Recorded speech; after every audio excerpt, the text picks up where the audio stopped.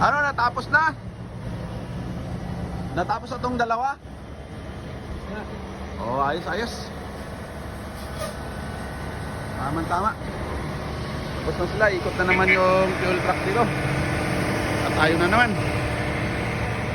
Guys, good morning. Let's go. Back to battle na naman. Hataw-hataw na naman eh.